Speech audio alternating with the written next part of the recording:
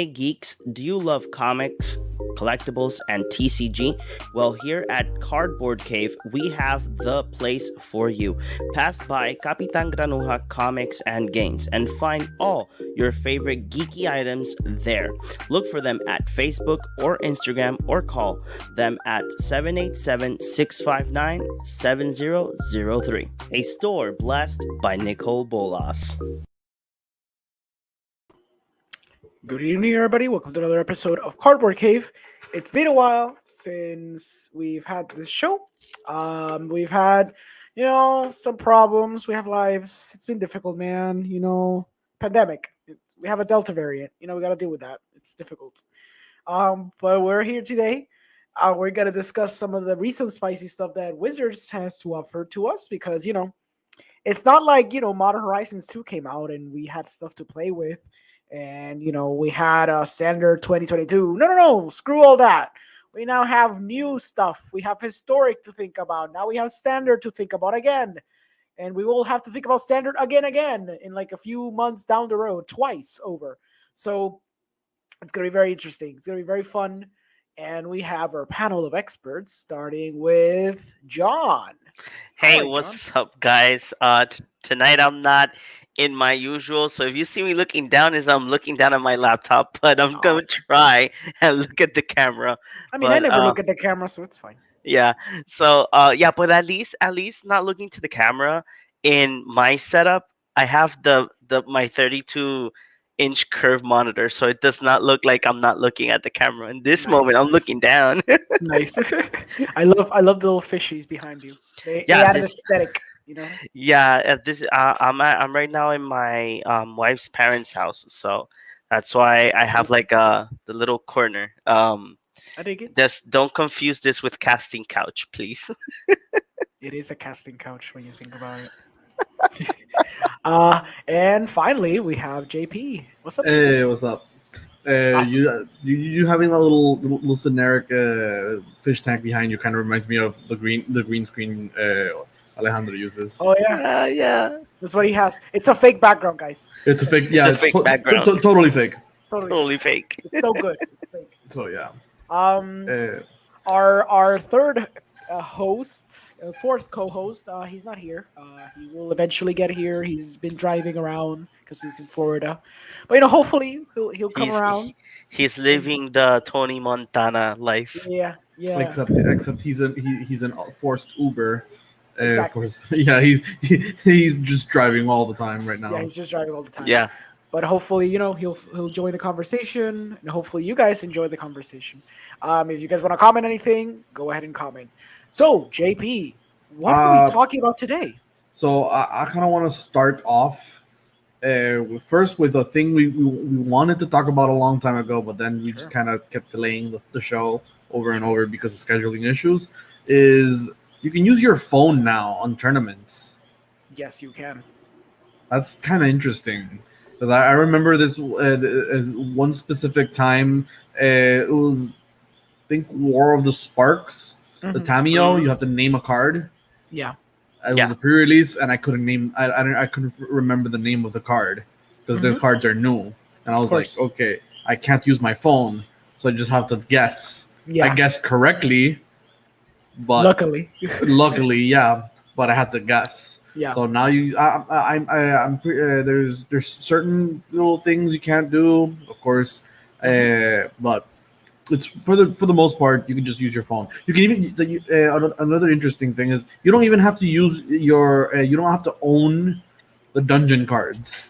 You can just I use them read from that your too. phone. Yeah. You can just use them Okay. from your phone. That's just I just find that interesting. It's very convenient, I would say. It's a little odd that you can use your phone in a tournament, but There's like you can't look up things, exactly. but there's but So but you there can use it as a life counter. yes For Mhm. rulings. yes Okay. and rulings is with a judge. Yeah, of course. Yeah. You have to actually like there's just slight little things, but I just find it very convenient. Sure. Oh yeah, I it would disagree. is. Because Disagree. like apparently like myself, I paid for two apps that I love to use a lot.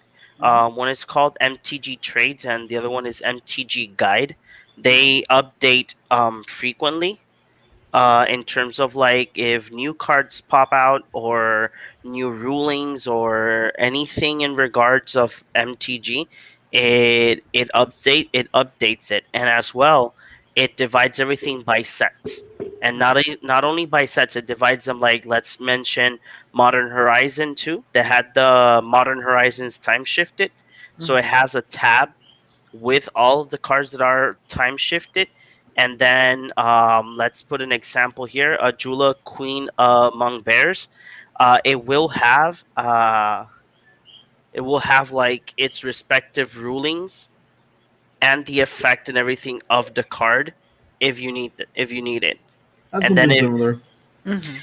and then it tells you if the what format it's legal or not. The MTG trade one will have like the usual, like what other apps have, that is the want list, the trades, loans, and it updates as well. But the fun thing is that whichever card you pick, it will give you the low, the medium, and the high that is currently going for in tcgplayer.com. And you can go directly to tcgplayer.com depending on the card that you're looking at. And it shows you even the card as well. Yeah, A that's very convenient. Cererak. Nice. You know, this app Disgusting. I really do like this app. It is a hefty price. Each one costs $10 in iPhone. Mm, I don't think I have friends like Carlos. He looked for it for Android. I think that this is not available for Android, I have but a version for Android. okay. there you go. So Yeah, there you it's go. MTG Familiar. Yeah, I've Okay. heard of that one. Yeah, it's free. Hmm.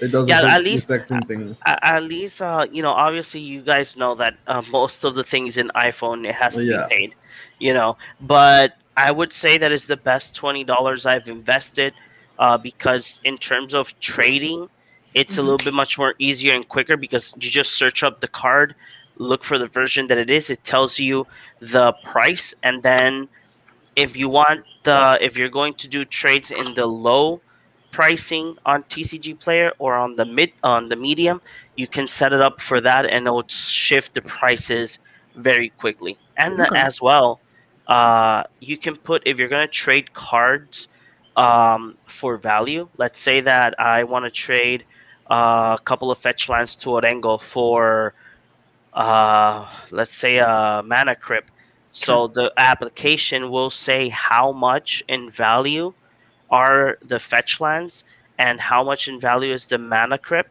and it will say if there is an amount that is left to, let's say, to pay Orengo. It Hmm. will tell you on a little on the corner. It will tell you the amount that the player owes you. Yeah. It's really cool. Awesome. yeah.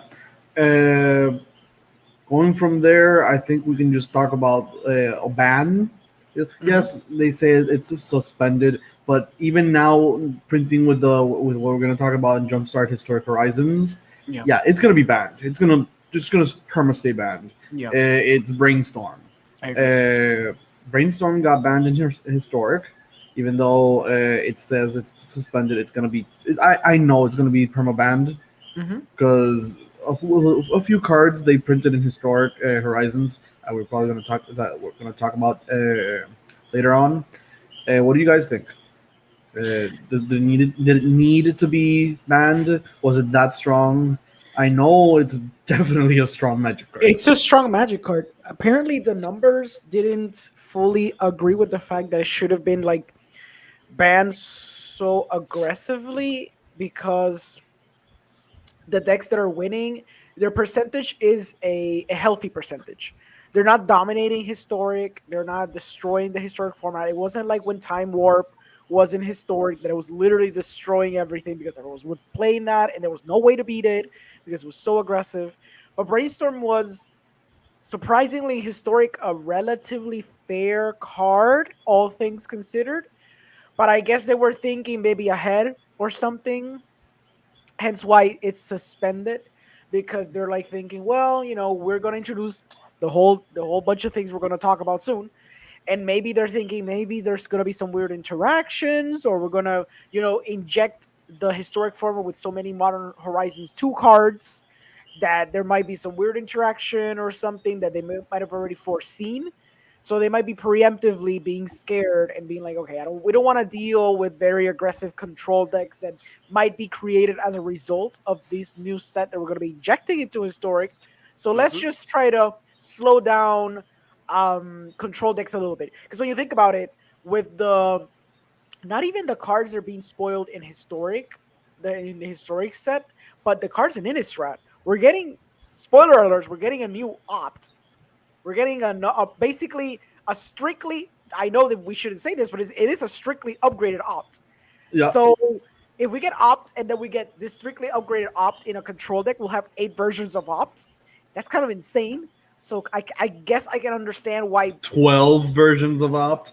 Yeah, that's 15 versions of all the ops. all the cantrips in the You're just world. gonna go turn one creature into turn two cantrip cantrip, turn three cantrip cantrip cantrip into turn four cantrip cantrip cantrip cantrip. With just counter spells behind it. Because if they inject, even though they haven't fully spoiled the whole set, but if they put a freaking force of negation, game over, man. Yep. It's gonna be insane. So that's what I think. I don't know, John. What do you think?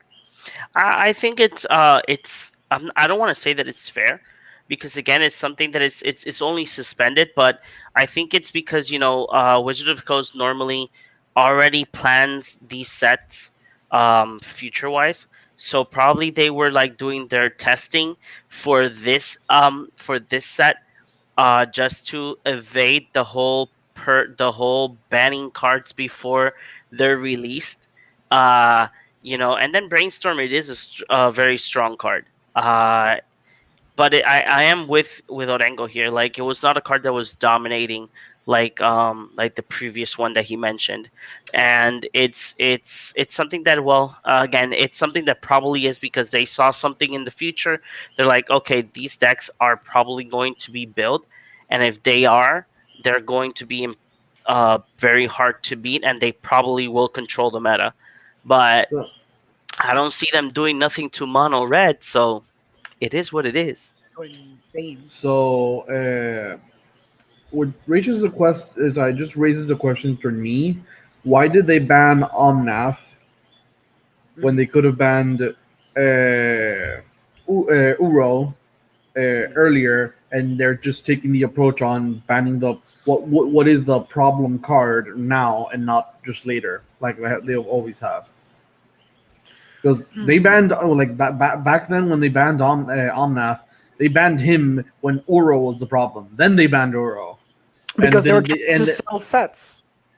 yeah, but Omnath was the new card. Exactly. Omnath was the new card. Why did they ban that? No, They but could they have just banned it banned the after a old. while. After No, they yes, banned it pretty yes. they banned it No. pretty fast. Well, In No, they comparison, banned it. yeah, in They they they compare banned it. banned They him. banned it around the in same time they took to ban the Simic Planeswalker, Oko. Okay, yeah. Like 50 days after Omnath came out, that's when they banned him. It Hmm. stayed a while in the format. Uro stayed a lot more. Oh no, definitely, you're totally right about that. And Yeah. See, they tried to ban Uros so they wouldn't have to ban Omnath, but then they realized we have to ban Omnath because it's still insane. no, Omnath was banned first. Was it banned first? I am pretty Yeah, Omnath was sure. Omnath banned was first. banned first. That's the problem. Then That was the Uro? problem. Yes, I don't that was the remember that. problem. Okay. So why it's like they didn't deal with the problem, and now they're gonna like their way of thinking. Would it be like they learned from their Yeah. mistakes and just try to fix and ban the actual what would be the problem card? I guess Yeah, that would be. probably that's what happened because if you guys remember in one of the sets in Ikoria, one of the rare cards that it was the companion, the little Izzet Hmm. card. Yeah, The card was not even out and they banned it. I know, Yeah. but the abandoned and commander and that the commander committee is completely separate in that case. No, Yeah. yeah, I understand, but it's still like a card that has not been released. I understand that uh one already has like a future taste of what the card might do, Yeah. but still it's like you could have given it a chance. Like that the card could have gone up in a certain value Hmm. like that. Then if you do see that it's a big problem in the commander community, and then you could have banned it, but not like off the bat. Yeah. It would have been a win-win situation. I don't necessarily agree with that. I feel like it should have been banned immediately. As someone who consumes a lot of CEDH content, that would have just been the 100% obligated staple. You just need that card because it's a free card. That's even before they fixed the companion mechanic. Because now you have to pay 3 mana to get it into your hand and then cast it. Yeah, exactly. Uro was banned in September, and October they banned Omnath.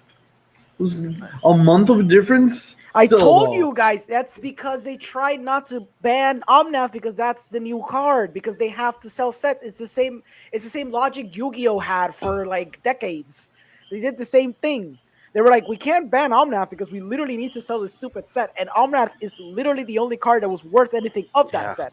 So they yeah, tried banning Uro because it was already like an old card and it was very problematic up to that point. And since And that then wasn't working, boom, they had to ban Omnath anyways. yeah, and then they banned Omnath, and then the Luca standard deck came up, and then they banned Agent of Treachery. But that was way before. But Oh yeah, yeah, but it was so they sad. have this whole tendency of not doing it. But it's like what I said was the whole thing is they ban Omnath because they took a while to ban Omnath because they need to sell the set. For Brainstorm, it doesn't matter because historic is a digital format. Like if they true. ban it, they're like, oh, I Oh, guess I can one disenchant one one of the all things that cards. does bother me is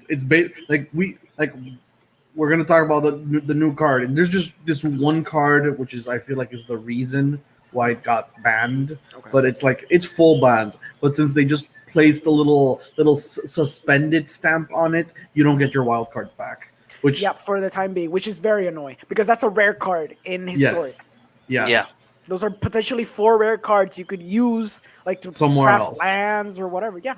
And it's being held against your will, essentially. Yes, yes. It's kind of screwed up. I agree Well, completely. the card I was like, we can just continue to the Jumpstart Historic Horizons, Okay, which, go ahead. by the way, that's a very, very that's a mouthful of a name.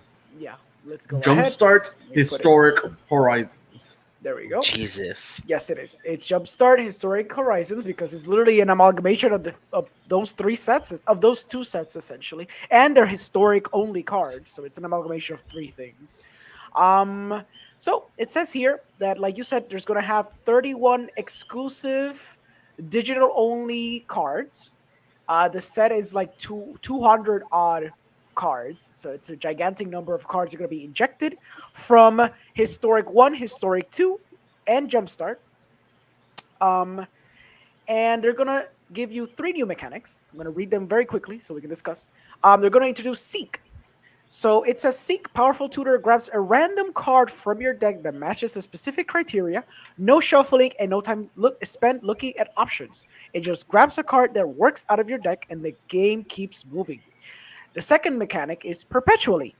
Permanently change the characteristics of a card, no matter where it goes afterwards, taking advantage of NPG's arena's abilities to alter cards no matter where they go during gameplay, powerful benefits and unique changes and strategies found nowhere else in Magic. Finally, Conjure. Conjure creates cards out of thin air as a digital object that acts like a normal card would.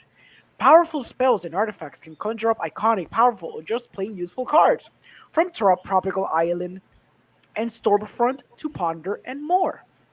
So, guys, those are the 3 mechanics. What do you think?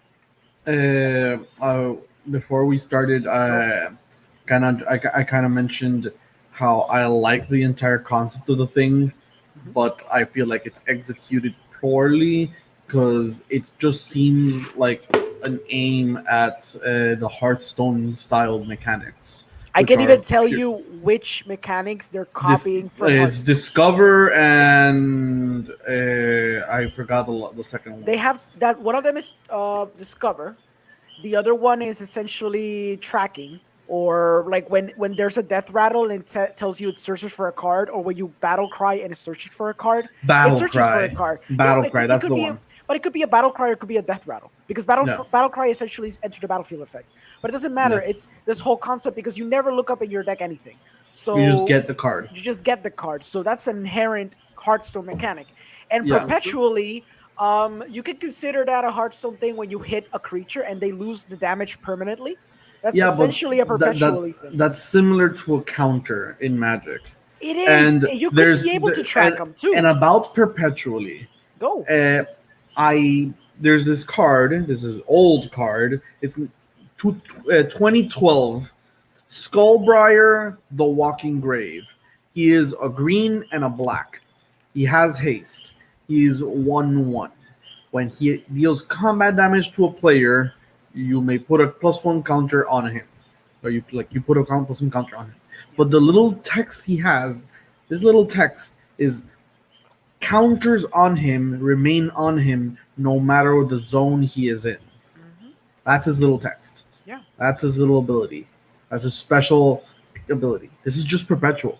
So I don't understand why they couldn't just say it's up instead of perpetually, just call it a perpetual counter, and depending on what card the counter. I'm sure it's very hard to keep track of in paper.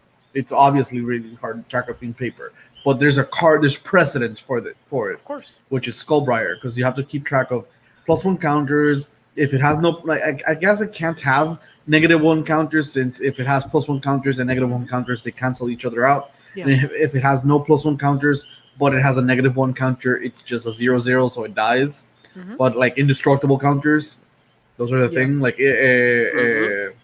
the vigilance counters that were brought in from Ikoria, the first strike counters, flying counters, the I'm missing the Kamigawa one. Yeah. But just different types of counters. So We there's had Ikoria. That what Korea was the Yeah. set of different ass, like a So- bunch of so- counters. so I- So I- they have this idea already The- kind of brewing in the back Yeah. of their minds.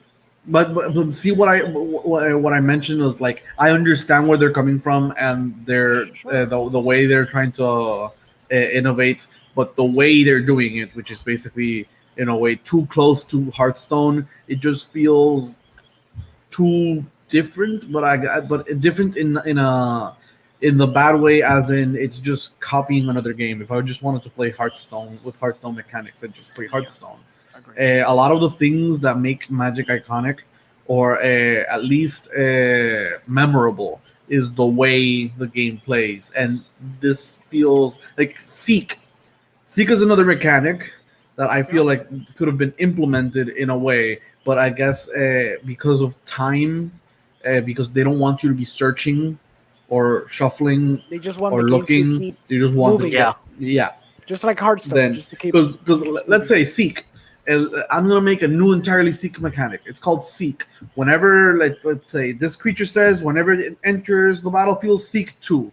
You're gonna look for a card that's converted mana cost 2. So you're gonna Seek 2. So you start exiling the top of the deck, until you reveal a card that's Seek 2, and you just put it in your hand and then you Yeah. shuffle. Yeah. Something like Cascade. Like the idea of just getting a random card is that's in a way your deck should be shuffled, and it is top deck manipulable, but it is up to an extent random. Yeah. And the conjure mechanic it's just adding cards. That conjure mechanic already exists. They built a card in Horizons 2. That's exactly that. Which one? The stupid one-eyed dude. One-eyed. Ah, yes, Garth. Garth Yeah. one-eyed. Garth One-eyed is One-eyed. essentially conjure. Yes. It's essentially the same thing. The thing is, you have to cast it on the moment, but it's essentially the same thing. Yeah, So that there's- is true. So There even, is even in a precedent, like- nutshell, yeah, it's precedent. There's nothing here that's inherently unique, and it all just builds off Hearthstone. So there's not like it's just trying to be Hearthstone because you want faster gameplay, which I can get behind. That's why the Seek mechanic is there and whatever. But like you said, all these mechanics essentially have been done in paper before. And can be done. And it can be done. Of course they can. They already did Garth, and people were like, "That's kind of fucking weird," but it's okay, I guess. Like, well, whatever. Like, it's a card, and we'll make it work, and it's fine, and that works. And now we And- have Conjure, which is essentially the same stupid thing. Yeah. Yeah. Morrow in his blogotog, he kind of someone asked like, "Hey, can these cards be printed in like paper magic so we can have them?"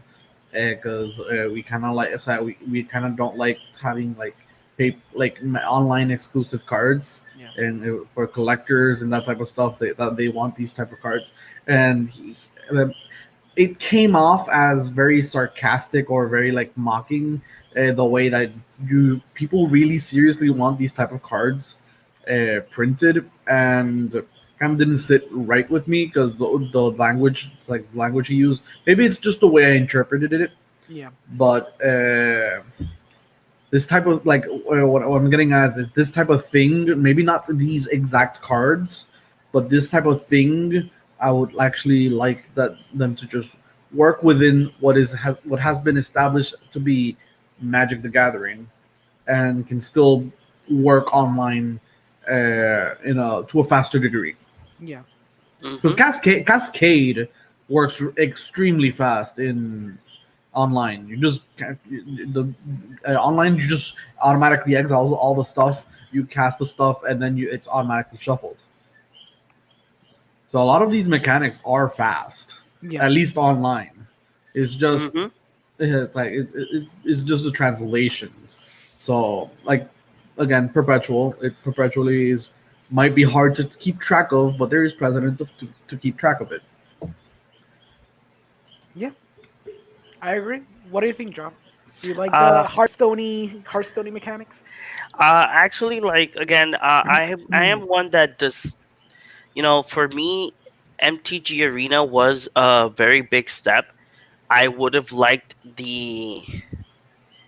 that they would have moved MTG Online to be on MTG Arena, but obviously there's two different revenues, so they wouldn't do it. But having this format historic is a great stepping stone. But I don't like the fact that there's going to be exclusive cards in the set Yeah. that are only going to be online because Also, like just to piggyback back off that, these cards are going to be limited. Like you're not going to be able to get them at all times. They're going to be limited, if I'm not mistaken, limited to get, and and they come in certain packs. So you have to know what you want, and that makes it even more yeah, exclusive. what You can that always what craft them though. Can you? actually no. Yeah. Wait, you mean these? Of course you can I craft don't them. think so because if they are like what how JP says, Like uh, at least maybe I missed, but at least at first glance, there's like, can you just craft? that's the thing. That's the thing that would be interesting because if these cards are going to be exclusive, like 100% exclusive, they Wizard of the Coast will what they will do is that they will launch these cards as a full on a bundle on like, oh, if you waste $35 or $40 you get them all, Agreed. like what they did in the With previous past ones sets, yeah. in the past. Mhm. But if they are fully exclusives, they're only going to be found either in the bundle or in booster packs. You won't be able to forge them because, for example, when you see the cards that are like the lands and the Dungeons and Dragons art, you Mhm. can't craft those cards because they're technically speaking the cards like the Dungeons and Dragons art are like skins, but the lands, like let's say that you like the old school John Avon lands, if you didn't buy the bundle, you can't craft them Well, uh, because Oh, they're that's true. exclusive. there's nothing saying that they can't be craftable later on. They're, So, yeah, that's what I'm saying. They can be but craftable. The thing yeah, is, it's way more expensive to craft the whole new set than just buying, like John says, for yeah, 30 I guess, bucks the yeah. sets. Exactly, yeah. Yeah. Because until Wizard of the Coast does not fix this whole wild card issue, I would rather have the MTG online point that I can buy the cards. Yeah. Like let's say that I want to buy Or rent them. 30, 30, 30, 30 rare wild cards, then Mhm. I will buy the 30 rare wild cards to get all the lands or whatnot from the set. You know who does that? League of Legends Runeterra. Hmm. Runeterra allows you to buy the wild cards, and you can theoretically always have a meta deck for like 20 bucks or maybe less. Always, no matter what. And you can disenchant them too, if I'm not mistaken. But Wizards is dumb because that's literally free money. People would just buy Yeah. the wild cards like crazy, and it would still like be profitable regardless because I'm pretty sure other people would like to crack the cards, but.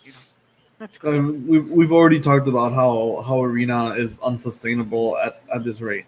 Yeah. Yeah. The economy. There was a cardboard crack little comic how this just we just finished Adventures of the Forgotten Realms. Hmm. Spoilers: the set came out. 1 week later, we already have 1 week later. Jumpstart was announced. Yep. Then Jumpstart started getting all the cards. Getting there was no time in between. Yeah. It's just not to give people time to think because and it's just to make them spend as much money as they can, mostly because since these cards are arena exclusive, it keeps people worried about wanting to get these cards and not worrying about maybe this system isn't sustainable at the rate it's going. Hmm. Well, Can you Yeah. guys hear me? Yeah, we can hear yes, you yes, completely. there we go. Okay. Yeah, I had to change. The headsets were running out of battery. Oh, okay. No problem. So anything else, or can we just skip to the cards that have been spoiled? Yeah. I can jump to the spoilers. Let's do this.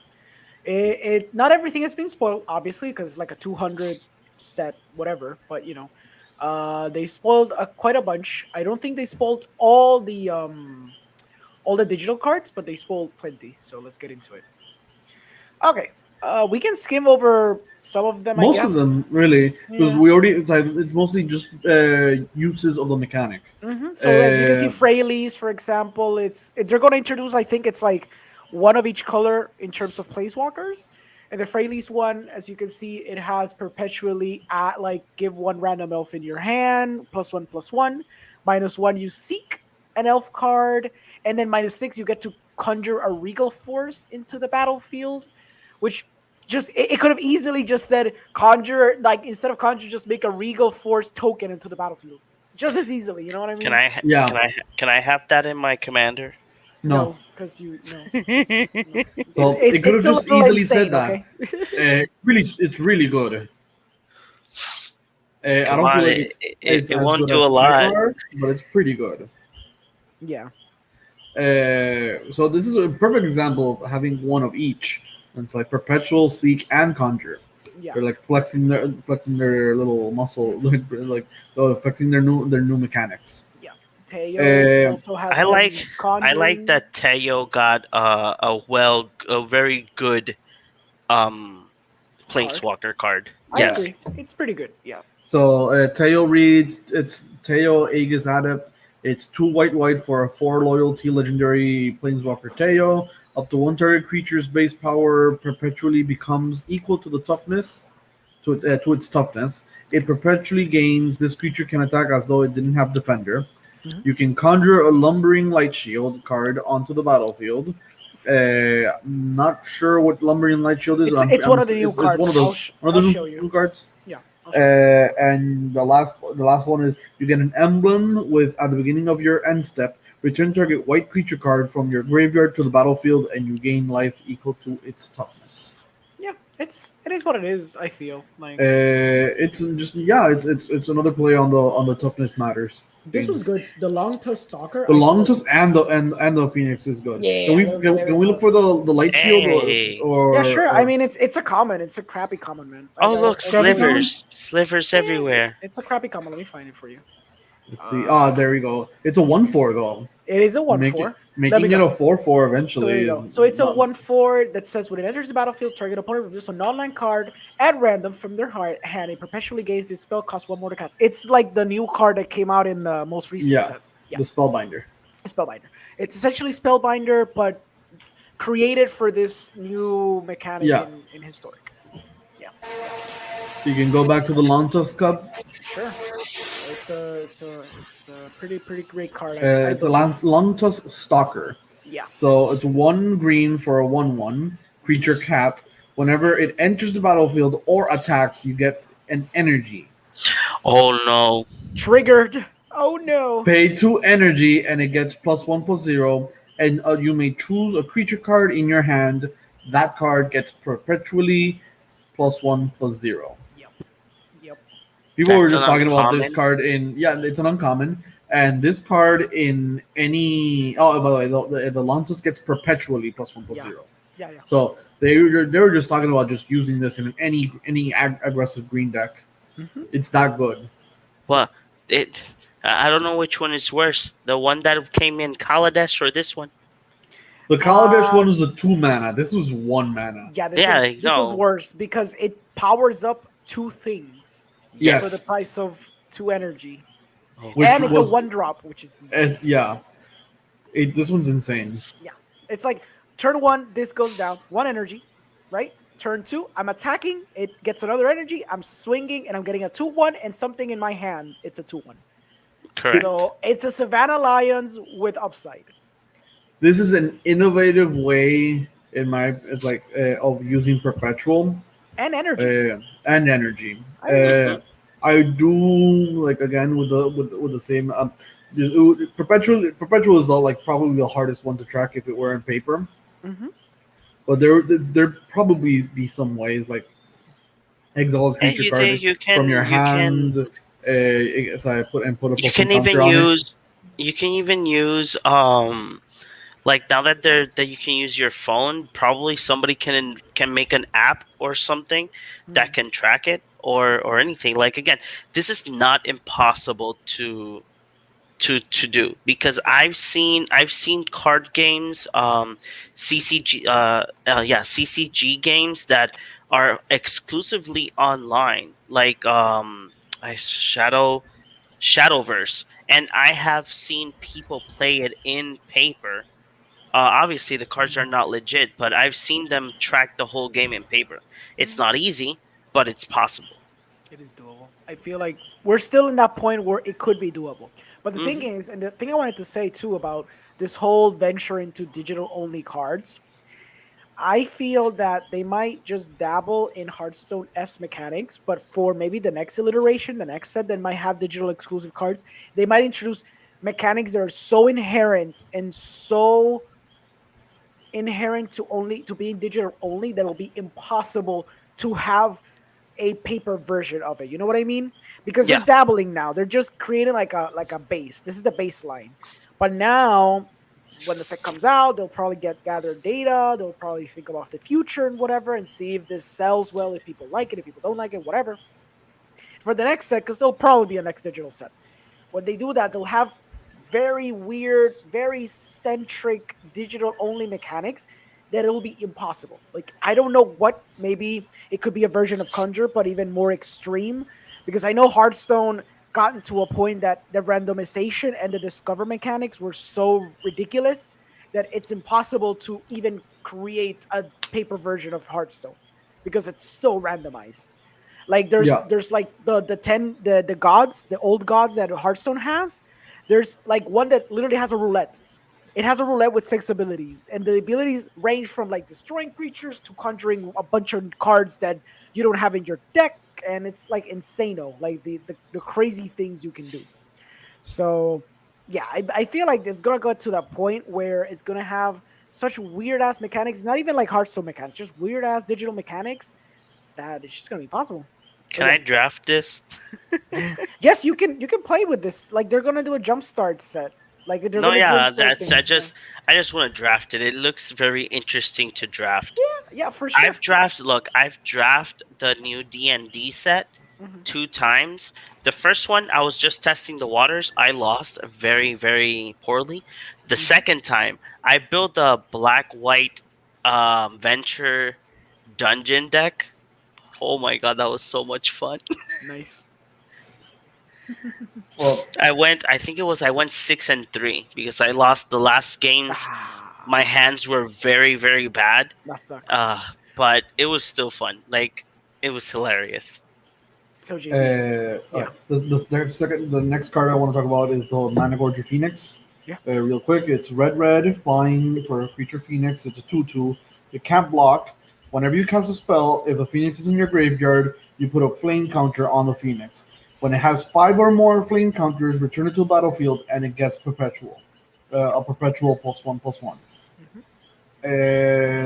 I like this mostly because this is very simple implemented into paper, but also it's a free. You just freely get the spell back. Creature. Yeah. Yeah. I think that now we're gonna see the mono red Phoenix decks that we never saw, thanks to Yeah. this Yes. Phoenix. Yeah, for Yeah. better or Actually, you worse. can you can even use this card for, remember that Jeskai draw deck that used the Phoenix back in the day? But it's too many colors, and it relies on red. No, Yeah. yeah, This relies on red. but you Mhm. can use oh god, what was the name of these cards? You can use Enigma Drake and the other one. Yeah, yeah, in ArcLight. Exactly. Yeah, yeah, yeah. You That's can what we're dis saying. Hmm. so you can start like discarding cards, and you can use this card for Thrill of Possibility. Discard the Phoenix and draw the two cards, and then there's well, it won't include as a spell, but you draw two new cards and you can keep going and going. Yeah, Yeah. yeah, definitely. Like, This. thankfully, it doesn't have haste. Thank Yeah, Yes. Christ. but this will be in conjunction with the actual card, the card I've been actually wanting to talk about, like Okay. the one I've been mentioning several times, Mm-hmm. and it's one of the Modern Horizons 2 cards. It was spoiled quite early. Dragon's Rage Channeler. Okay. The one in a is a one red for a 1/1. It's a creature human shaman. Whenever you cast a Okay. non-creature spell, surveil one. And Delirium, as long as there are four or more card Yeah. types in your graveyard, Dragon Rage Channeler gets +2/+2, has flying, and attacks each combat if able. Yeah. So when we were talking about Modern Horizons 2, we were cracking packs, and you saw that Ragavan was a lot more expensive than Solitude, and you had no idea why. Also because Solitude was being played more, and it's probably being played more than Ragavan. Uh, someone pointed out to me that Ragavan isn't even the best one drop in red in that set. This Mhm. is. This is 100% the best one drop in red in that set, and it's coming to historic. Yeah. This is why I feel like maybe Brainstorm was banned. Oh, and is it and it's like an is it Blitz type deck or an is it Delver type deck would be insane in this set But the thing or for is, historic. then they kept Fateless Looting, Yes, which is insane. They're gonna have mono yes, red decks going yes, off like crazy. yes. Yes, I mean it's great, it's fun, but I understand the This, logic but behind this Brainstorm. But yeah, this with arc like with faceless looting with the mana gort, like see, yes, I already made a deck. yes, and even the card below it, the Unholy Heat, because Ooh, it's a conjunction with this card. yes, No, this is cancer. This is horrific cancer. it's gonna be horrific. It's You know gonna be what's the so most horrible. interesting thing? This card is still up for $4, It and went on down. It went down because it was yeah, $6 last time I checked. Unholy Heat. Unholy Heat, it went down. It went down to like 75 cents. Yeah, because it's a But common. Unholy Heat, there was a point that the card was like $3 as well. Yeah, As a common, that's yeah, because it's a insane. broken ass card. Yeah, this is the whole reason I wanted to talk. Like Dragon's Rage Channeler is Yeah. it is appalling. Like It's historic. Historic is gonna turn into modern for them, and I think that was the point.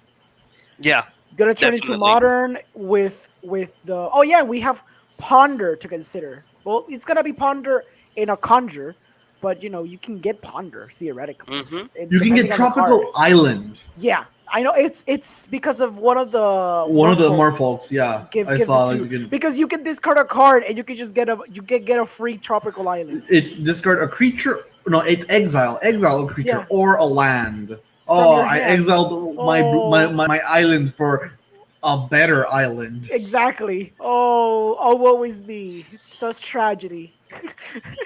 It's gonna enable Civic Merfolk so hard, which is great because Civic Merfolk is a thing. It's possible. Mm-hmm. Um, Sarkhan is also very good. It's gonna give the dragon decks some pretty good utility, and just in general, it'll be interesting. Like, you know what? Fine. If Wizards wants to commit and make this weird thing where they have weird Hearthstone in Arena, I guess it's fine. I did always have the idea in the back of my mind that since Pioneer was dying, Historic could be the paper equivalent of Pioneer, even though it got confusing because they kept injecting random cards into the Historic format. But it could easily be trackable. But now, that dream is dead. The Those dream is dreams dead. are dead. The dream is Yeah. dead. Yep. So now we don't have, because modern is still too expensive, but Wizards doesn't care about it. Pioneer super died out. So we don't have an eternal, like a pseudo eternal ish cheap format. We don't have that anymore, Mm-hmm. which I think it's a problem. Granted, we started in a pandemic, so it's not like it matters in the grand scheme of things. But like it'd be fun to, you know, think about, like, sometimes you don't want to play Commander, but you want to play a format where your cards don't go out of rotation every 6 months or every year. It'd be nice to have a format like that, but clearly Wizards, that's how Wizards is thinking. And clearly the pandemic accelerated probably a lot of these plans even further. And now we're getting to that point where standard is the only thing that's been considered for paper. And it's basically out of the fact that, you don't want to alienate essentially your, what, more than half of your core And also consumer, Commander. and also Commander, which obviously they know that those people exist completely. Mm-hmm. So Yep. that's the reason why they keep printing these sets. It's because they consider the fact that these people buy a lot of these sets.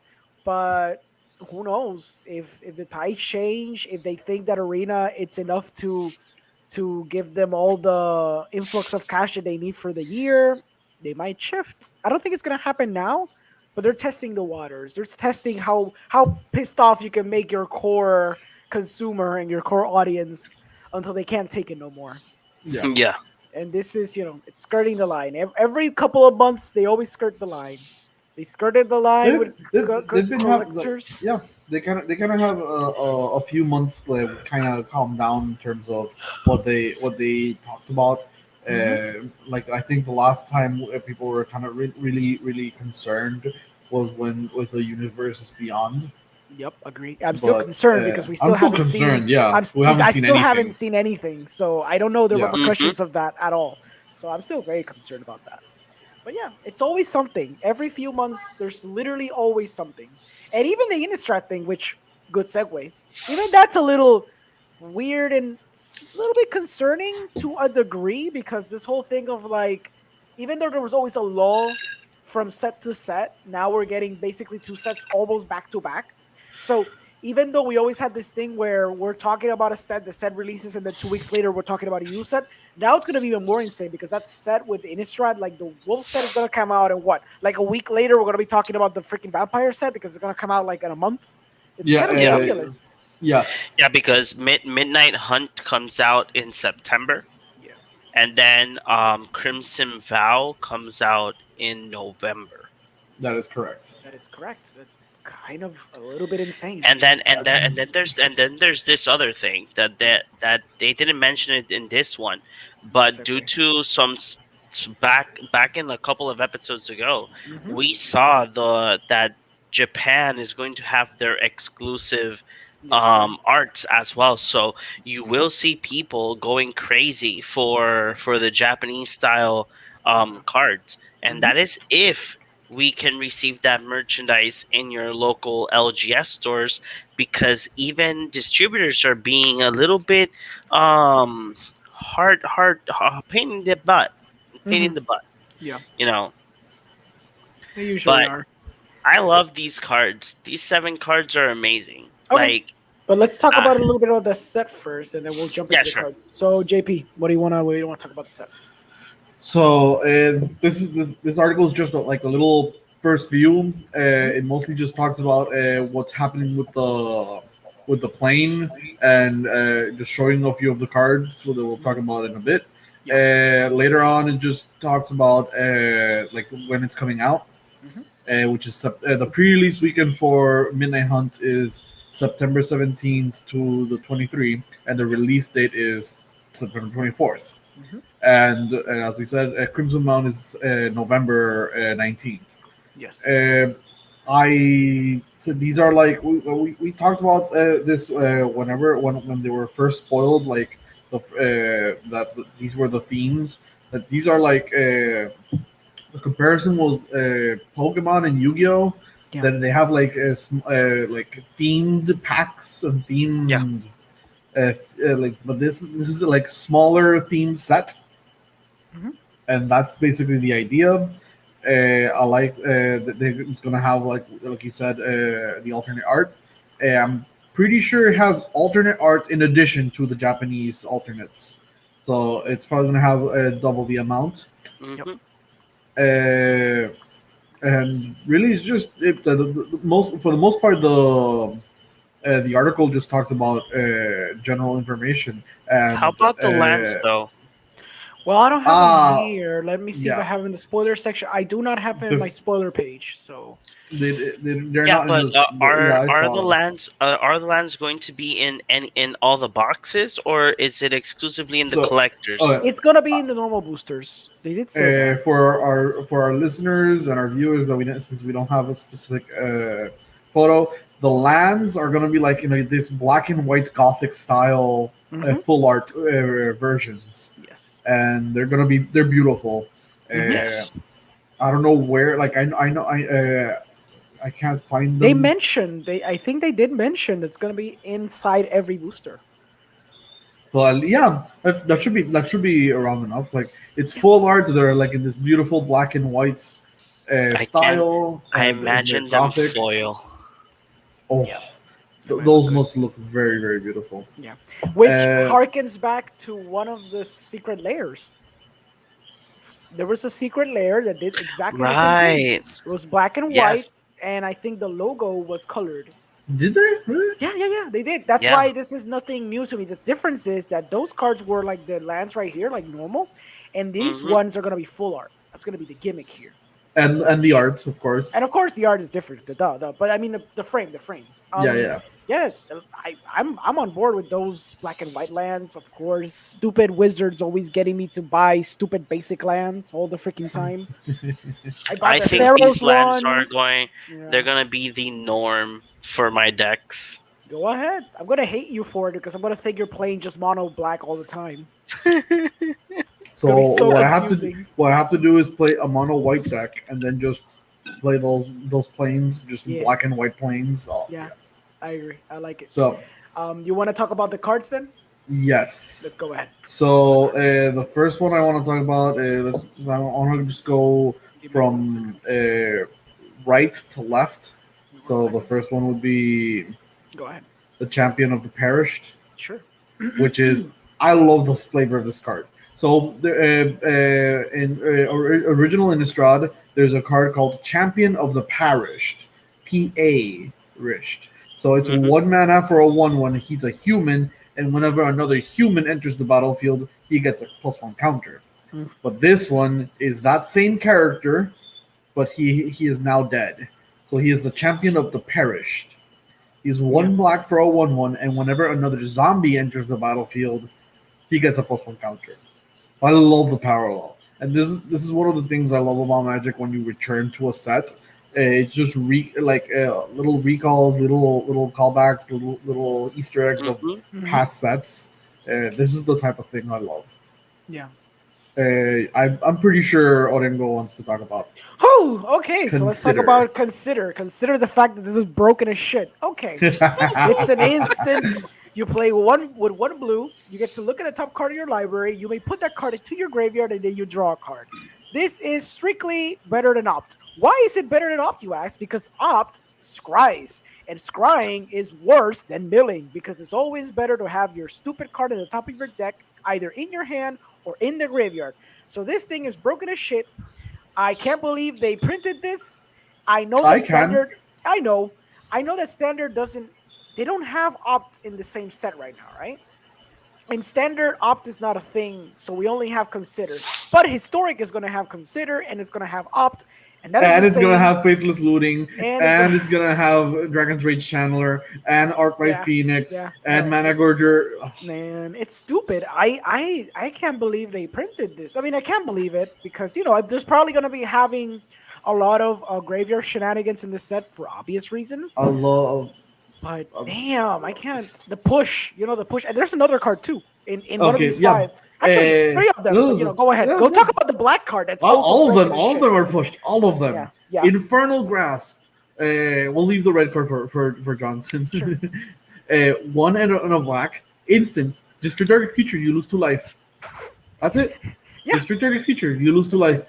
We finally got to the point in our Magic's history where we got in the best removal for 2 mana uncommon in black. The best Doom And Blade ever. instant. The best And Doomblade ever. instant. Yeah, the best Doomblade freaking ever. You guys notice that these the red card and the black card are going to be expensive on commons? Probably. I don't see. If I'm, they I'm I'm do, not if sure they do, but hey, the trend in recent standard sets is that everything's cheap True. yes, except the very high end cards, but and uncommon cards are not going to be high end cards. So they're going to be but really common. imagine Like it's like in my opinion, they're going to be really really common. So everyone's going to have one. yeah, but imagine if they do the fatal push approach. I don't, Oh, it's already 2 cards. I don't feel like they're gonna do the Well, fatal push approach. the light up the stage was a very very hard card to pull when it was in that set. I guess that's true. If they do that, then it's just a dick move. Oh, come I would on. agree, but it's gonna be printed to shit because I'm pretty sure the Exactly. card is gonna have Yeah. a standard It has showdown a version. it has a yeah, it has a promo pack version as Exactly. well. So it's gonna have 2 versions of it, plus the collector version, plus the foil versions, and plus if there has an alternate version with a little different framing and shit, you're gonna have this printed down to shit. But it could be possible that down the line, since this is basically the best Doomblade we're ever gonna get, unless it literally has destroy Destroy target target creature, creature.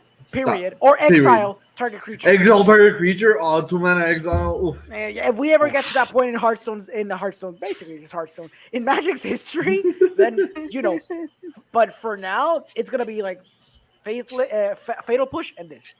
Like that's it. Yeah.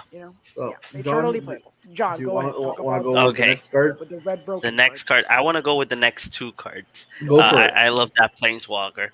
So the red card is a 1 red. It's called Play with Fire. Love the name. And it says Play with Fire deals 2 damage to any target. If a player is dealt damage this way, scry 1.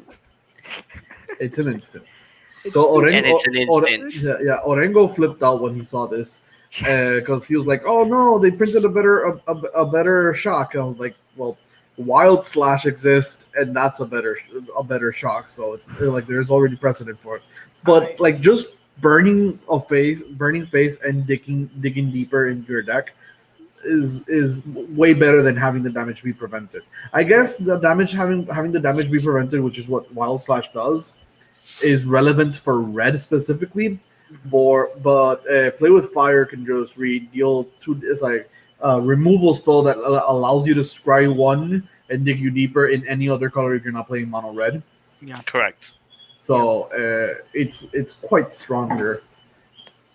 It's pretty Yeah. crazy. It's pretty crazy. The fact that it's when you hit the face, which is what you're always going to be essentially doing. Just imagine this. You remember that back in Omcat, you could play 2 lands, and you can play you can play your deck because you had Boma Courier, and Boma would fix your hand when you're stuck. Then you have this card that you can say, "Oh, I'm gonna keep a 1 land, a 1-lander hand," and you'll be like, okay, land at the end of your turn, play with fire, scry 1 before your draw step, or at the end of the turn, you do the scry. You hit the first 2 damage. You can look at the top of your deck if it's something that you really don't need because you're looking for that second land. You can go ahead and put it on the bottom, draw that second land, and then keep moving forward. It won't stop your game if you're playing mono red in standard. Yeah. It's gonna be Is a stupid it, card. it's also it's pushed. It's very pushed. It's in the boundaries of being too pushed. It's really good for standard. It's gonna be Yes. really good for standard. It's gonna Hmm. be instantly playable. It's gonna enable mono red in some form or another. Mono red might not be the best thing ever, but it's definitely this card is definitely gonna push it there for sure. Actually, you can start seeing, depending on the cards that come out in these two sets, um, you will start seeing probably Rakdos again. Having Sure. that removal Yeah. as a 2-drop removal, destroy target creature, and you You lose don't 2 really care life. about you don't really care about your life if you're being super aggressive. Exactly. Exactly. That's what I'm saying, because there are already cards in standard that are black and they have haste, Yeah. or they're just 1-drops that you can use. So it will be insane because you'll Yeah. see the Rakdos aggressive decks again.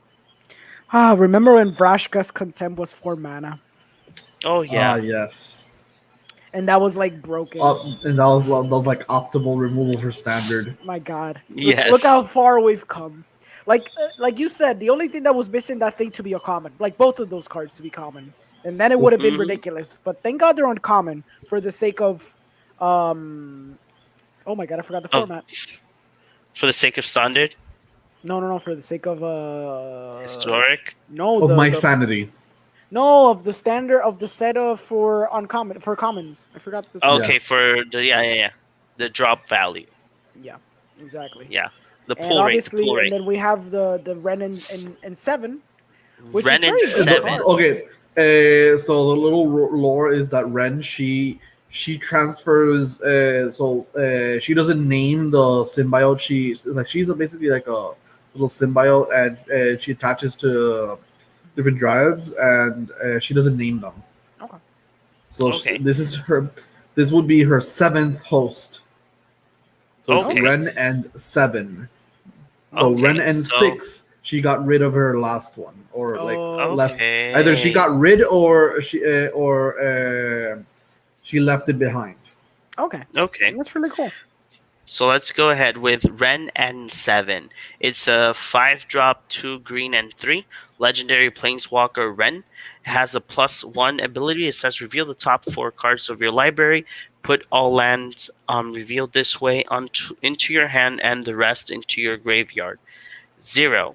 Put any number of land cards from your hand onto the battlefield tapped. -3. Create a green tree folk creature token with reach, and this creature's power and toughness are each equal to the number of lands you control. And my favorite one, that it's -8. Return all permanent cards from your graveyard to your hand. You get an emblem with you have no maximum hand size, and it starts with 5 Yeah. loyalty counters. Yeah. Okay. Any initial thoughts? I Is- love this card for my commander. Of course you do. For my commander, Planeswalker, the freaking ramps me to shit. Okay. So my initial review for this card, I took the more cube aspect of it. So Okay. when looking at a planeswalker, you want it to do two things: Mhm. protect itself and give you card advantage.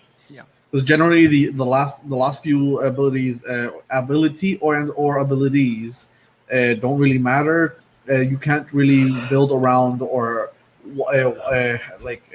think about having the ultimate. Just think about those two things: protecting itself and giving a card advantage. So this does both of those. If you have 5 lands and you -3, you create a 5/5. If you just +1, you can get a bunch of lands into your hand, and/or get rid of a bunch of cards that aren't lands if you're looking for lands. The 0, because it's four abilities, which is interesting because they've been recently using a lot of passives, and this one doesn't have a passive. It's kind of in a way a bit refreshing that they kind of just used another ability. Mhm. But the problem is that this ability ramps you like hell because it just puts any number of land cards from your hand Yeah. onto the battlefield. Yep. Beautiful. Ridiculous. And the last ability is just Praetor's Council. Mm-hmm. Use return. Actually, Praetor's Council brings all your cards from your All your graveyard to your cards. All your hand. cards. Yeah. In this case, it's Yeah. all permanent cards, but it's still really, really strong. Uh, it doesn't win you the game, but if you get to create several Treefolk tokens, maybe you'll just beat down for the win. It's Mm-hmm. reasonably costed in terms of its 5 mana. The creating the tree folk is negative 3 cost. So you need to like -3 +1, then -3 to get 2 big boys.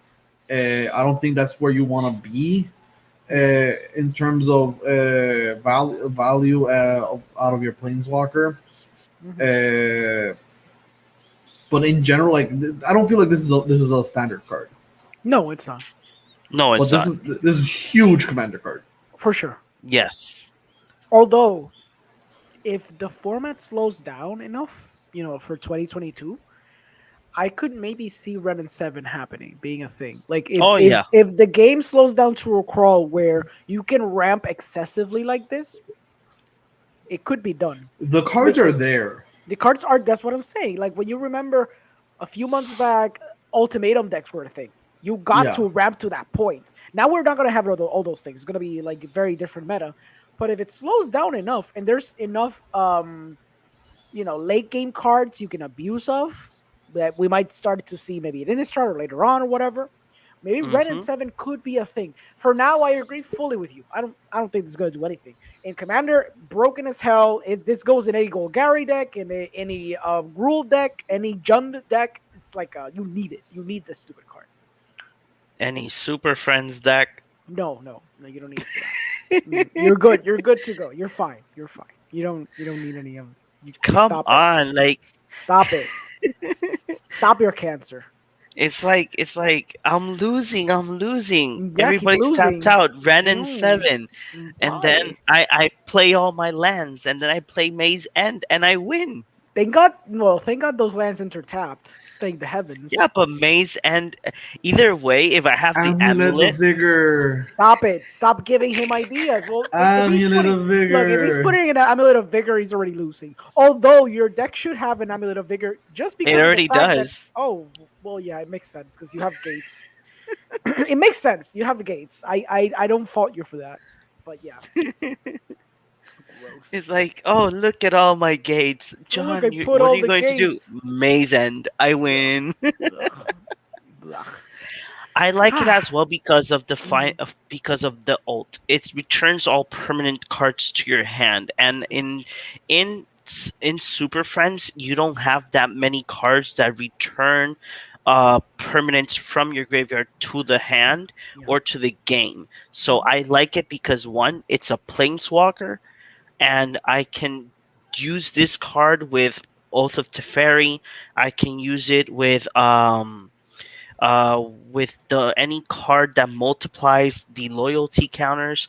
So it is a great card because Oh in god, you can terms just -8 immediately. Yeah, and he Yes, you survives. can. exactly. Yes, you can. And then just grab Hmm. all those placewalkers that died, and then just go insane again. Exactly. This card is great in a Super Friends commander, depending who's your commander, Do you even obviously. have? Do you have space in that Yeah, deck? too? I still have some planeswalkers that are just there for filling, Mm, filler planeswalkers. yeah, So I still have space, or I can just remove a spell that I'm not using that much and just put him in. that is a cool thing about play. Like Super Friends deck, they can always evolve because there's always gonna be more interesting planeswalkers, and every player is different, so they're always gonna have the planeswalkers that they enjoy. So Yeah. that's a cool thing about Super Friends decks in general. I mean, you always have your very specific broken ass planeswalkers that you kind of need for a Super Friends deck to function. Cameo, Yeah, like Hmm. Nicol Bolas. Little Bolas, A Yeah, couple of Nicol Bolas. yeah, but the And broken plus, one is the one that you can Dragon use all God. the other abilities. yeah. No, yeah, and not only that, in a Super Friends commander as well, you want to have a couple of combos if you want to either go infinite or have a couple of win conditions because if you can't have the Sarkin that turns them to creatures, you can play the control route with Nicole Bolas and the I forgot her name, Aminato combo. That's Mhm. another one. You have the Sahili and the Feldilar Guardian combo. Which Then you have the yeah, so in terms, there's a bunch of ways there's that a you can use. yeah. There's a bunch of ways. So yeah, that's Yeah. for the most part that covers everything. Yeah. What are your initial thoughts? Just this is the final question of tonight.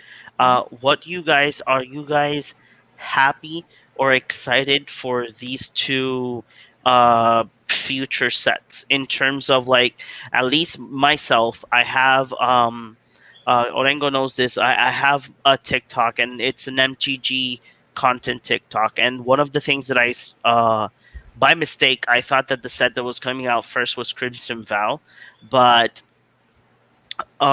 somebody told me in the comments that hey, no, it's Midnight Hunt that's coming out first, and then Crimson Vow, and then they told me like, hey, but I'm very excited.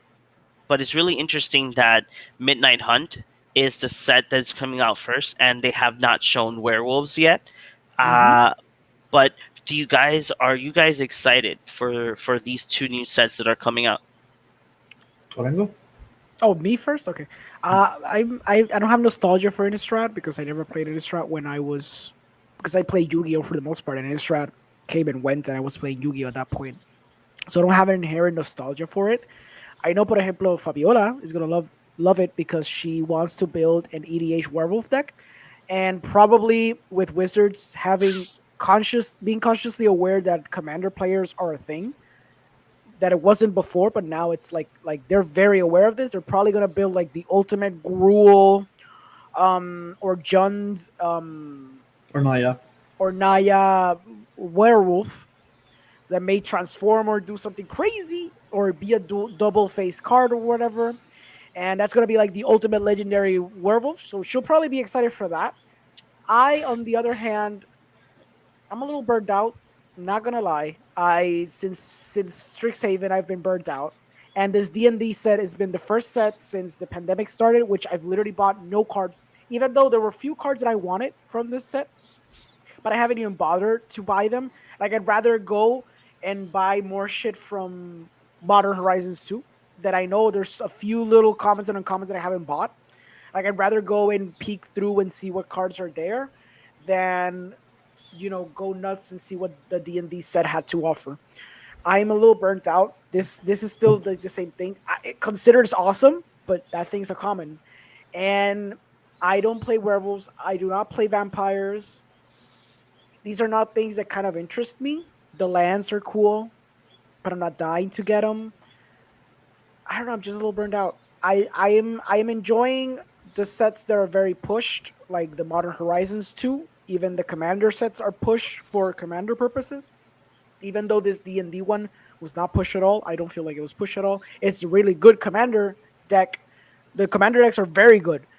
If you don't have a lot of commander decks, but since I have, and we all have a bunch of commander decks, I think we're a little beyond that. I feel like I need like a 2021 commander deck, like a very beefy, very pushed type of thing. Like I'm at that point. And these sets are not doing it for me because they always come with a gimmick. And the gimmick, I don't feel like they're strong. It's cool to venture into a dungeon. It's cool to probably draft that for a few hours. But in the end, I'm like, okay, cool. What's next? Because at this point, it's like it doesn't even matter. You don't like Wizards doesn't care, so why should I? Hmm. That's kind of my, I don't know. It's very cynical, I know. Very dour. Counterpoint to that, Go ahead, I'm super JP. excited for Innistrad. There you I go. love zombies. I love graveyard shenanigans. Yeah. I wasn't there for like I think I missed it by a year for original Innistrad, but I was there for Shadows over Innistrad and Eldritch Moon. I drafted that set so much, like in extreme amount. Probably got every single card in that set and just sold everything just to draft some more. I drafted that set to such an extent where I actually own probably 20 plus insolent neonates or more. Like Damn. actually a lot more, Yeah. probably. I Damn. have a lot of insolent neonates, mostly because in every draft, it's insolent neonates one red for a 1/1. He has menace, and you can discard a card and sacrifice it to draw a card. Mhm. So with the madness mechanics and him being a 1/1 menace, I just swinged in. I remember one game I just had six of them in play since you can have more than four in draft, Yeah. and it was just crazy. I'm very fond of Innistrad and the Gothic themes they've implemented. I know Maro has already said no Eldrazi's, so that means no Eldritch Horrors, Yeah. and probably no mention of Emrakul because she's still trapped in that moon. Hmm. It's But fine, but with the Japanese lore, horror lore cards, people will get excited. yeah, True. but I'm mostly excited for Gisa and Jarolf. Uh, Okay. Oh yeah. so they're recurring characters in Innistrad. Gisa was my first ever commander I properly made because I had bought like precons, and she was one of the secondary commanders. So I was like, I looked at her, and she's the one that got me into this mono black sacrifice type decks. Uh, so I'm very fond of that of Gisa Hmm. and Jarolf as well because they're brother and sisters. In Eldritch Moon, they appeared as one card together. I'm just kind of excited to see what else they could be up to. I know they're fan favorites as well. Because mostly Gissa's very very like she likes to poke the bear towards Geralf, and Geralf just is like no, just stay away. And their interactions are nice and fun to read. Mostly just excited for more like black cards. Mostly, hopefully, like broken black cards come out. I Yeah. am very much hoping for a very good black card. But Hmm. other than that, yeah, I'm excited. Do you think that Jis and Gerald, they're gonna be a modal double face card? Because I'm starting to think that might be a thing they do with Oh, them. one side is just one side is Jarov. Yeah, it's gonna be Um, a blue and it's gonna be the black one. the Yeah. blue and black. Yeah. That'll be interesting. I like that. That'd be cool. That would be cool. I don't think they're going to be planeswalkers, but if they No. did the Kenrith thing, Hmm. if they made him a planeswalker and they did the Kenrith thing, that would have been cool too. That'd be cool too. Yeah. Hmm. But they could they be commanders? That's the problem. That's why hopefully they're not planeswalkers, so they can be played as commanders. Yeah. Yeah. Yeah. But But thankfully JP's more excited than I am because yes. What mm, whatever. about you, John? Yeah. What about I'm you, John? excited only for the lands. Okay. Literally. Obviously in the planeswalkers, I want to see what planeswalkers come out. I think that's what I have been eyeing in all of these standard sets. Mhm. Just I've been eyeing on planeswalkers to see which ones I really do want to add or change in my Golos commander, or to add to other of my commanders. Because I do have I'm building the D&D commander, Yeah. so it's something that I'm like, looking to see which ones I can play in that commander, and for Golos as well. For now, Ren and Seven is one of the cards that I am really excited, and I really do want to know what would be the Japanese alternate art for it if they do have one. Yeah. So I just have to wait for the spoiler season to continue. Yeah. It'll probably start tomorrow. I don't know. Yeah. At this rate, yeah, anything's possible. Yeah. Yeah. Yeah. That's so insane. Like That's they it's just can't. infinite spoilers. Oh, it's We never finished ending, one man. spoiler season to enter to another spoiler season. Well, this spoiler Crazy. season is intercrossed with this other spoiler seasons. Yeah, man. It's a little Hey, crazy. if spoiler Yeah. season never ends, Mm. is it even spoiler season? That's like a Freudian question. It's like such a philosophical question to end on. Yes, it is. It Oh is. my god, it's ridiculous, man. I Wizards not gonna. It's not. They're not gonna let up. Obviously, they're just gonna keep going because it's been working. Surprisingly, Yeah. it's been working. I feel that if something happens, it's gonna be part of the from part of the distributors or the LGSs. They're gonna be Hmm. fed up because there's gonna be so much product that it can't sell that they're going to stop buying from distributors, or distributors are going to stop buying then from Watsy, and then Watsy's going to freak their shit. I don't Yep. think it's going to come. It's going to come to that yet. Mostly because they still have the Amazon store, so people can just buy from Amazon, and they can just cut the middleman entirely. But they might start losing LGSs because I don't know, like Granuja, for example. I don't know how they can sell all these new sets. I don't know how they do it. I don't know if they have done it, but it's because I know they can sell Dragon Ball. I know they can sell all the other sets no problem, even the Yu-Gi-Oh ones, because Yu-Gi-Oh has maintained remote dueling. They've actually had YCSs with remote dueling, Yep. but Magic has made no attempt to preserve paper Magic. So based on that, that's the thing that worries me. And I know, for example, was it Rudy? Rudy was saying like obviously Wizard doesn't care about basically competitive paper Magic because they've realized they could just sell to consumer paper and they're just gonna buy it outright because whatever. But I think it's gonna come to a point where either the LGSs are not gonna buy the product or the distributors are not gonna buy it because the LGSs are not gonna buy it, or people are not gonna crack as many packs, and then cards are going to start creeping up again because people are not putting enough influx of product into the secondary market. Something is going to let up. I don't know what, but something might implode. Maybe. Kind of interesting. Recently in Blogotalk, Maro talked about how they hate Lorwyn Mhm. because it was very complex a mechanically complex set, right? We're getting ever more and more mechanically complex sets. Yeah.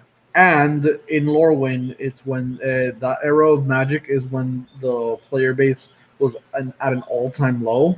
Yep. So you're just kind of describing like what like history is slowly maybe trying to repeat itself. Yeah. I mean, you know the saying: if you don't know history, you're doomed to repeat it. So Hmm. it might come to that. I don't know. It might not because I mean the sales figures apparently are solid, but I don't know, man. Like I know like competitive players are fed up. They play arena because they're mostly streamers and stuff, so that's Yeah. their way of getting money and income and whatever. But there's not even any tournaments. I mean, there's the challenges in online and stuff, but there's not like a mythic championship. Nope. There's nothing. There's literally there's been radio silence from the competitive level. And I mean, I don't need it, but that's the thing that gives life to your TCG, to your to your collectible card game. All the Yep. other card games know this. That's why they have tournaments all the time and they have like whatever rankings and shit. But if you're just endlessly ranking to mythic and there's no reward for it, I mean, people are just gonna start giving up on that too. I feel maybe I'm wrong. I don't know because I'm not a competitive player, but I don't know. I just because I've heard like Jim Davis being fed up, and just Davis is like a pro player from back in the day, and the man had to adjust to playing online and playing arena, and he's like super fed up with the whole system. The only reason why he doesn't quit now is because this man is a pro player. He's been playing for so long, but it is what it is. We always end on this note of like shitting on Wizards of the Coast, but it's deservedly so, you know. But yeah, We um, praise the good but yes, criticize the bad. exactly. Yes. Yeah, We we are are fair. We are fair lords. fair Yes. lords. Okay. Well, JP, where can the people find you? You can find me here in the Cardboard Cave, and hopefully we can just start posting more. It's like posting our content more on a consistent schedule. Sure. Hopefully so. Well, Yes. John, where can the people find you? Well, they can find me in everywhere as Big Boss 117 PR. I will be starting streaming every Monday and Wednesday as of not this week, next week. I will be streaming 2 days. Magic will be every Wednesday. Mondays will be for random games. It could be Diablo, or it could be a game that developer sends me, or anything really. As well, in the movie guy, every Tuesday and Thursday we talk about movies or what we watch in the weekend, and we have special topics. If I'm not mistaken, this Thursday we will be talking about Kevin Smith movies, and on the 16th of August, I will be having my show, Up, Left, Right. We're going to be talking about that masterful piece of art of called the movie called Warcraft. So I'm going to destroy the living shit out of that film. And and obviously, yesterday, Orengo and I, we recorded our new episode of Subtitles Required. That officially, today, you can find it as Subtitles Required in every audio platform. The first episode, we talk about Demon Slayer Mugen Train, and the next episode will be of the movie Burning. We will be announcing the next movie throughout the this month, so pay attention to our social media. And I think I'm missing one more place. Let me see. Oh yeah, and over in obviously here in Cardboard Cave. Oh, awesome. Well, you can find me here, Cardboard Cave, obviously, where we talk about all the shenanigans Wizards does on a weekly basis. You can also find me at the Movie Guy, Tuesdays and Thursdays with John. You can also find me at my podcast, Cinemas Podcast, um, where I'm going to next week be discussing the movie Zola. It's an A24 fair where I will be with two special guests, Amanda Munoz from Confessions of a Horror Freak and Isabel Bells from Libros de la Bruja in Instagram and from 15 in Richport. We're going to be discussing that film because we're going to be diving into the female perspective and all that jazz. It's going to be an interesting debate. It's going to be next Wednesday at 8. You can also find me at Cine Nerds. Tomorrow, we're going to be talking about the Ballad of Buster Shrugs or something like that. It's a Netflix movie. And we're going to talk about Blazing Saddles. It's an old Mel Brooks movie from the 70s. You can also find me as Subtitles Required with John. Hopefully, the next episode will release very soon. And just Google me, man. Just Google my name. I make movies. It's awesome. You know how it is. Hopefully, we'll see you in the next one. Have a nice night. Hey geeks, do you love comics, collectibles, and TCG? Well, here at Cardboard Cave, we have the place for you. Pass by Capitan Granuja Comics and Games and find all your favorite geeky items there. Look for them at Facebook or Instagram or call them at 787-659-7003. A store blessed by Nicole Bolas.